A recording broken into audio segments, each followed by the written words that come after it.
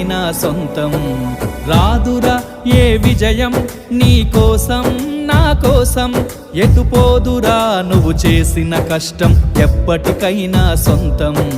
కాలంతో పయనించేవాడికి కానిది ఏముంది, సాధనతోనే సాధ్యమవ్వునని సదాశయంతో సాగర ముందుకు. రాదురా ఏ విజయం నీ కోసం నా కోసం, ఎటుపోదురా నువ్వు చేసిన కష్టం ఎప్పటికైనా సొంతం.